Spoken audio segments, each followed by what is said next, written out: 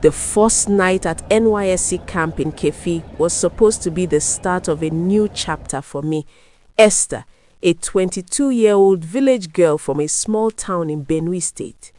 They told us it would be the best 3 weeks of our lives, marching, making friends, earning that precious certificate. But as I stood at the camp gate clutching my small bag, an old woman with wrinkled skin and eyes like deep wells stopped me. Her voice was low and urgent. "Child, whatever you do, do not throw away what your mother gave you, and never, never eat from the veiled woman in Mami Market after the bugle blows." I laughed it off. Who believes such things in this modern age? The soldiers waved me through, and I stepped into what I thought was freedom. The hostel was chaos. Hostel B buzzed with laughter and the scent of expensive perfumes. The city girls from Lagos and Abuja had already claimed the best bunks. They wore their white NYSC shorts like trophies, their hair perfectly styled even after the long journey. When I walked in carrying my traditional calabash, a beautiful gourd my grandmother had blessed for protection, they burst into laughter. "See this village girl," one of them, a tall girl named Adaura, pointed. "She brought her own pot from the farm. Are you going to fetch water from the stream or what?" The others joined in, calling me Otondo in that mocking tone, their voices dripping with superiority. I felt small, ashamed. To fit in, I did the unthinkable. That same evening, I quietly took the calabash outside and tossed it into the bushes behind the hostel. My first mistake. The protection my mother had warned me about was gone. Days passed in a blur of drills and orientation lectures. I tried hard to blend in, laughing at their jokes even when they hurt, sharing my gari and groundnut with anyone who asked. But the mockery never stopped. "Esther, why do you walk like you are still carrying firewood on your head?" Another girl, Chinyere, would tease during morning parades. They nicknamed me Calabash Queen when they thought I wasn't listening. Every laugh cut deeper. I was angry, hungry for acceptance, and that anger made me reckless. On the third night, the bugle had sounded at 10, lights out enforced strictly by the soldiers. My stomach growled loudly in the dark hostel. The city girls had gone to bed after their usual gossip session, their expensive snacks finished. I couldn't sleep. The hunger was too much. Slipping out quietly, I made my way to the back of the hostel, where a small night market still flickered with lanterns. Most vendors had packed up, but one figure remained. A woman with a thick veil covering her face, selling hot akara and pap. The air smelled rich and tempting. Whispers had circulated among the coppers. "Don't buy from the veiled woman after midnight. She is not what she seems." But I was tired of rules, tired of being the village girl they laughed at. I approached her store. "Give me 6 pieces, I said boldly, my voice shaking only a little. The woman didn't speak. She simply scooped the golden akara into a piece of old newspaper and handed it over. Her hands were unusually cold when our fingers brushed. I paid and walked away quickly, biting into the first piece. It was hot, spicy, perfect. As the last piece touched my tongue, something shifted. The camp lights, which had been dim, suddenly flared a deep, unnatural red. The shadows on the hostel walls stretched longer, twisting like living things. A low drum began to beat somewhere far away, rhythmic and ancient, pulling at my chest. I froze, the empty wrapper falling from my hands. What had I done? I rushed back to the hostel, heart pounding. The other girls were asleep, their breathing steady. But as I lay on my bunk, the drum grew louder in my head. Sleep came, but it was troubled. Dreams of my grandmother's face warning me, of the calabash I had thrown away, cracking open to release something dark. The next morning, chaos erupted. Adaura and Chinyere, the loudest of the mockers, couldn't wake up properly. Their eyes were open but distant, their lips moving in whispers. "Esther, Esther," they murmured repeatedly. Their feet twitched and tapped against the floor as if marching to an invisible drum only they could hear. Other coppers gathered, whispering. Soldiers came, checking for fainting spells from the hot sun or maybe malaria. They laughed it off as exhaustion, but I knew better. I saw the fear in the eyes of the few who noticed the red tint still lingering in the morning light. By afternoon, more girls from Hostel B began showing signs. They would suddenly stop during drills, their bodies swaying to that same silent rhythm. The camp doctor was called, but tests showed nothing. I sat alone during lunch, the weight of the forbidden act heavy on my shoulders. The spirits of this land, the ones the old woman warned about, did not care about white uniforms or university degrees. They demanded respect, and I had broken the rules out of hunger and hurt pride. As the sun set on that fourth day, the drumming in my head grew stronger. I realized the nightmare was only beginning. The city girls who had mocked me were now paying a price, their bodies no longer their own. And I, Esther, was trapped in the middle, witness and cause. The ground I walked on at NYSC camp was older and more powerful than any of us understood. The drumming didn't stop. By the end of the first week at NYSC camp in Kefi, it had become my constant companion, a low, insistent beat that followed me from morning parade to evening socials. I, Esther, tried to act normal, smiling through drills and pretending the red tint in the corners of my vision was just fatigue. But inside, fear gnawed at me like the hunger that had led me to the veiled woman's akara. The city girls from Hostel B were changing, and everyone was starting to notice. Adaora, the tall Lagos girl who first called me village girl, was the worst hit. During afternoon man-o-war drills, her legs would suddenly lock into a strange dance. Her feet moved in perfect rhythm to a beat only she could hear, her body swaying like a puppet on invisible strings. The soldiers shouted at her to stop fooling around, but she couldn't. Tears streamed down her face as she whispered my name over and over. "Esther, Esther, make it stop." Chinyere wasn't much better.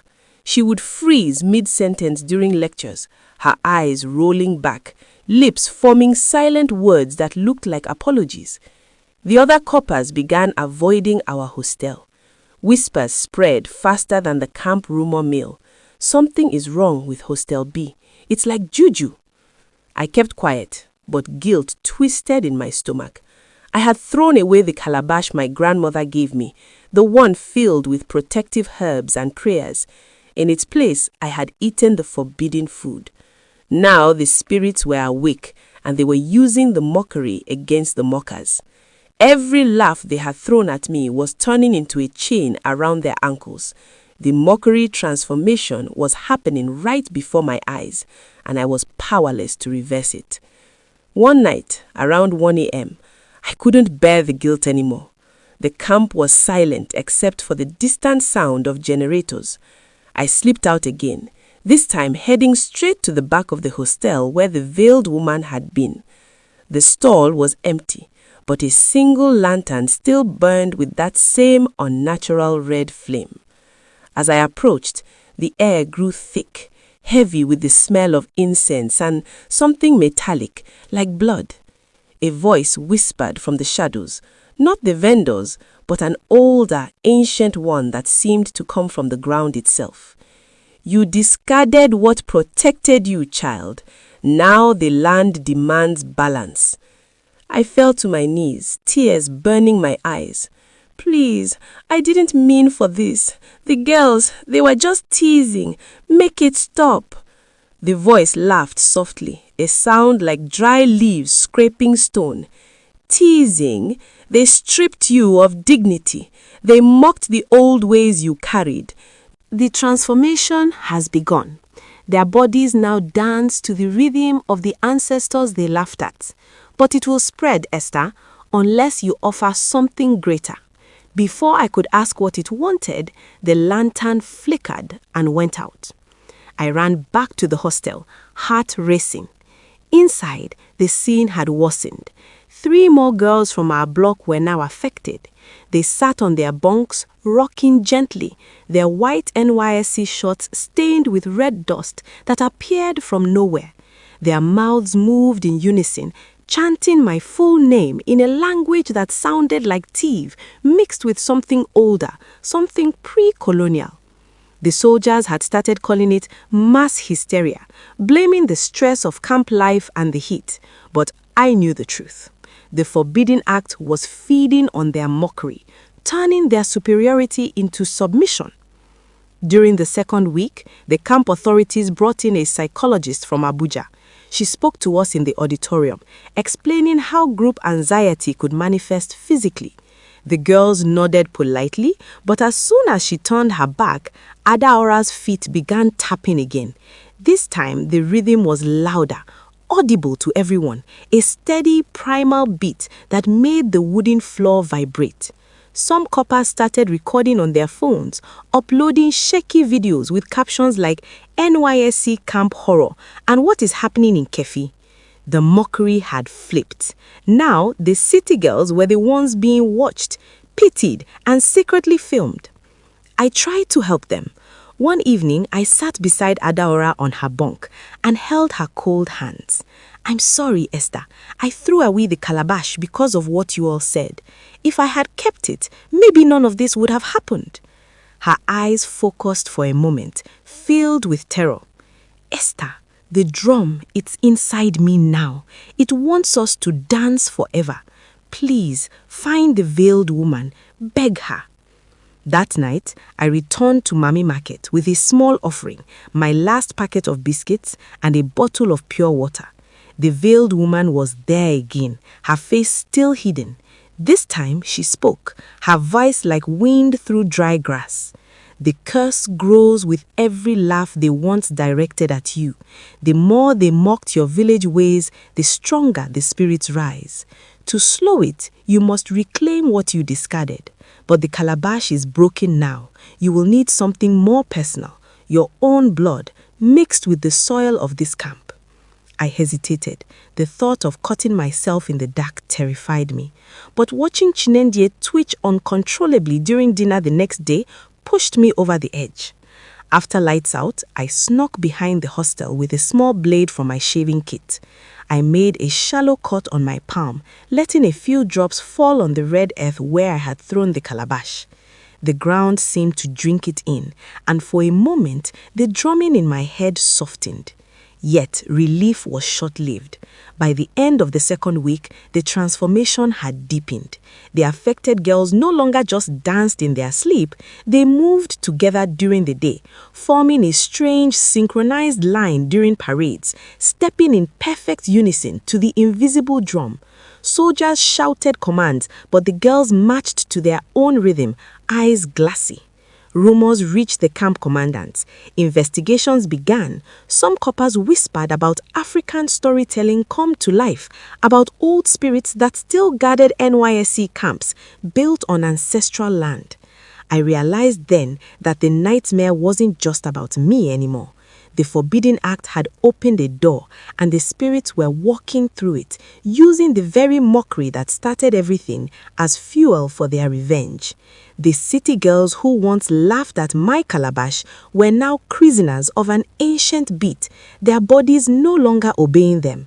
The drumming grew louder again that night. I knew the curse was far from over. It was spreading beyond Hostel B, and I was still at the center. Esther, the village girl who had triggered it all. The third week at NYSC camp in Kefi felt like walking through a dream that refused to end. I, Esther, moved through the daily routines, morning assembly, skill acquisition classes, evening lectures, like a shadow of myself. The drumming in my head had become a permanent pulse, matching my heartbeat so closely that I sometimes couldn't tell where it ended and I began. The transformation that started with Adaora and Chinende had now spread like wildfire through Hostel B and into other blocks. What began as mockery of a village girl's calabash had turned into something far darker, a collective nightmare no one could explain. By Monday of that week, nearly half the girls in our platoon were affected. They no longer twitched only at night. During the man-o'-war obstacle course, entire lines of coppers would suddenly break formation, their bodies swaying and stepping in that eerie, synchronized dance. Their white NYSC shorts and shirts were now streaked with the same red dust that seemed to rise from the ground itself whenever the rhythm intensified. The boys in our platoon watched in stunned silence as the girls moved together, lips moving in whispers of my name, Esther, Esther. Some tried to help, grabbing arms to steady them, but the moment they touched, the drumming seemed to jump, making the helpers' feet tap too. Panic was setting in. The camp commandant called an emergency meeting in the large auditorium. Soldiers stood at every exit. A team of doctors from the nearby general hospital had been brought in, along with a pastor and an imam for prayers. They spoke of stress, dehydration, mass psychogenic illness. This is common in close quarters, the psychologist repeated. But as she spoke, 3 girls in the front row began rocking gently, their feet tapping out the rhythm on the concrete floor. The sound echoed through the hall, boom, boom, boom, like war drums from the old thief stories my grandmother used to tell. The meeting ended in chaos. Phones were confiscated to stop videos from leaking, but it was too late. The camp was buzzing with fear and strange excitement. I knew I had to do more than the small blood offering. That night, after lights out, I slipped away again, heading deeper into the bush behind Mami Market, where the old woman at the gate had first warned me. The air was thick with the scent of wet earth and something sweet rot. The veiled woman was waiting, her lantern casting that blood-red glow. This time, she lifted a corner of her veil just enough for me to see her eyes, ancient, glowing faintly like embers. You seek to break what you started, Esther. Her voice layered with many tones. The spirits accepted your blood, but it is not enough. The mockery fed them. The girls laughed at your roots, at the calabash that carried the prayers of your ancestors. To reverse the transformation, you must make them remember what they mocked. You must bring the broken pieces of the calabash back and fill it with their tears. My stomach turned. How could I collect tears from girls who were barely conscious of the real world anymore?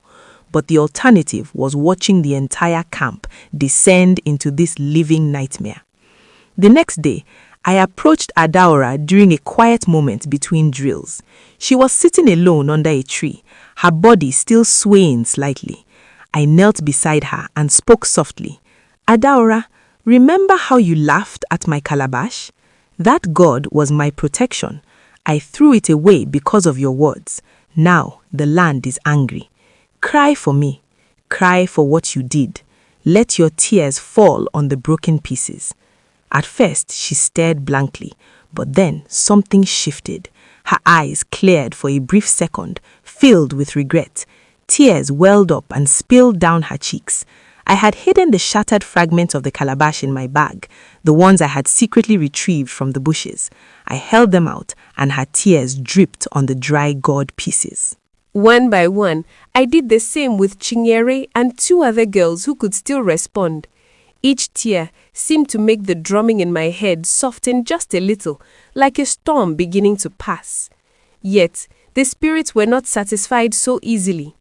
That same evening, during the cultural night rehearsal, the transformation took a new turn.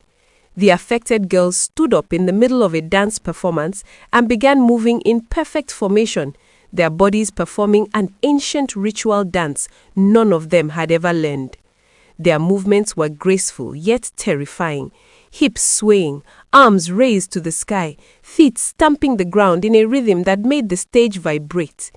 The audience, mostly fellow coppers and soldiers, watched in horrified fascination. Some clapped thinking it was part of the show, but others whispered about African storytelling and old gods waking up at NYSC camps across Nigeria. The commandant was furious. He ordered the girls isolated in the camp clinic. But isolation didn't stop. Through the windows, we could see them dancing in their beds, the red glow returning to the lights above them. I realized then that the curse had evolved. It was no longer just punishing the mockers. It was forcing everyone to witness the power of what they had dismissed as village nonsense. By the end of the third week, the drumming had spread to a few boys as well. One of them, a quiet guy from Enugu, started murmuring my name during breakfast. The camp was on the edge of shutting down early. Parents were calling, demanding explanations. Rumors of 38 NYSC camp stories like this one were already circulating on WhatsApp groups, blending with tales of strange happenings in other camps, Iyana Ipaja, Kano, everywhere. I had tried blood. I had tried tears. The veiled woman's final words echoed in my mind as I lay awake that night. One more offering is needed, Esther. Something that belongs only to you. Something that carries your future. The curse was deepening, pulling more coppers into the dance. The girls who once mocked me were now vessels for something ancient, their transformations complete in ways that terrified me. I knew the final step would demand everything I had left. The final days at NYSC camp in Kefi were no longer about parades, certificates, or making friends. For me, Esther, they had become a desperate race against an ancient force I had unknowingly unleashed. The drumming that started after I ate the veiled woman's akara now echoed through the entire camp, vibrating in the walls of hostels, in the ground during morning jogs, and even in the kitchens where food tasted of ash.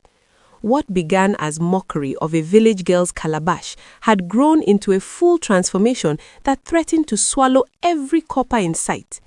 By the start of the last week, over 30 girls and a handful of boys moved through their days like sleepwalkers in a trance.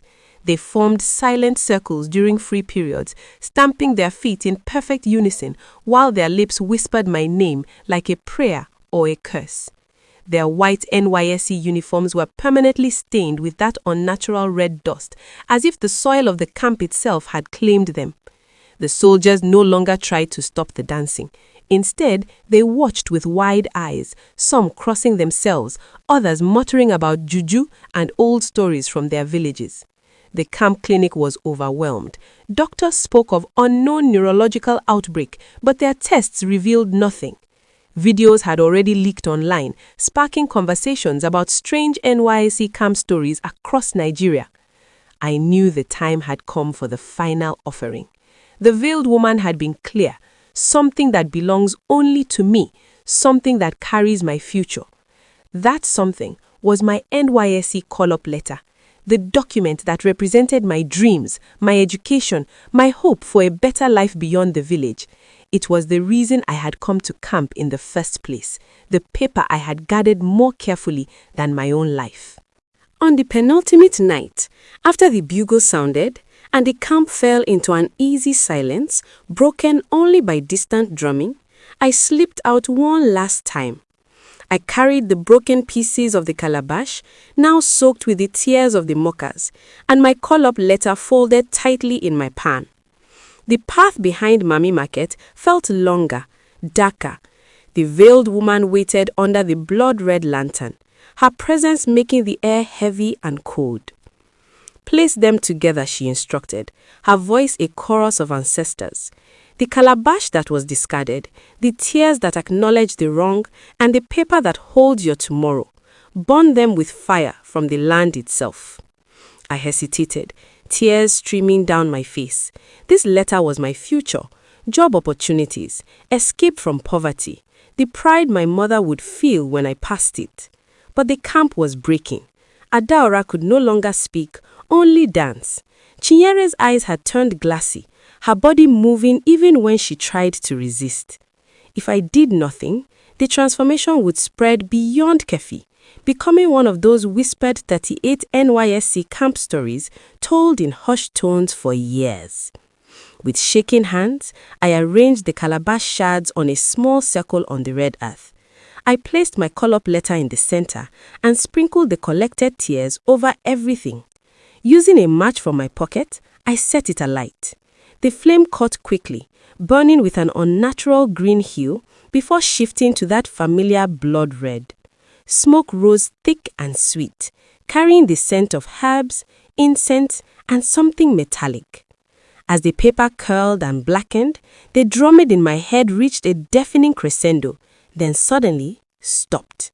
Silence. For the first time in weeks, there was no beat pulling at my chest. I collapsed to the ground, exhausted. The veiled woman's eyes softened. The balance is restored, child. The spirits have taken what they demanded, your pride in the new world, in exchange for the old ways you dishonored. The mockers will wake, but they will remember. They will carry the lesson in their bones. I stumbled back to the hostel in the early hours. The change was immediate. Adaora was sitting up on her bunk, eyes clear for the first time, staring at me with a mixture of fear and gratitude. "Esther, the drum is gone," she whispered.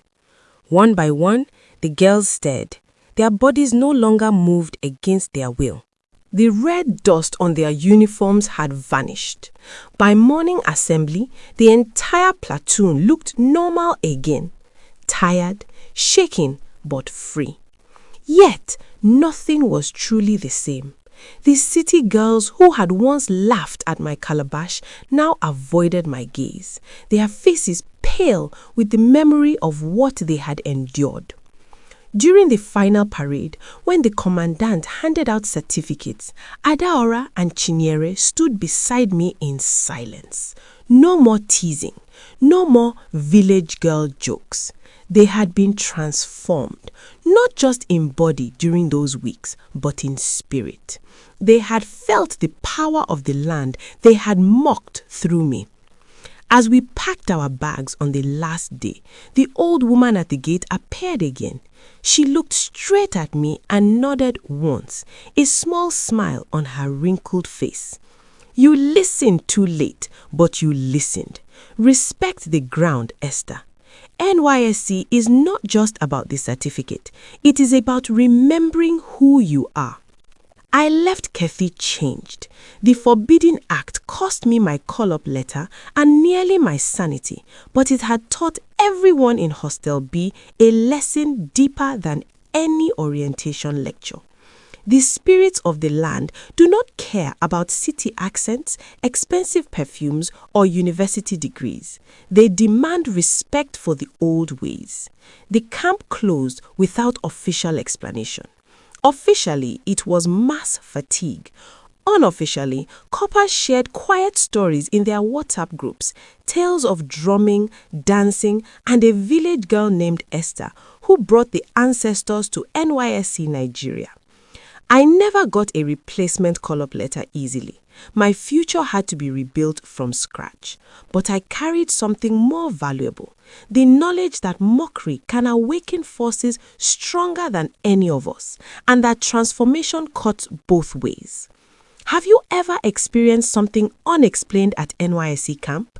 A drumming you couldn't stop, a warning you ignored, or a transformation that changed everything? Share your African storytelling moments in the comments below. If this story touched you, like, subscribe, and tell me, what would you have sacrificed to break such a curse? Hit the subscribe button below and see you in my next video. Bye!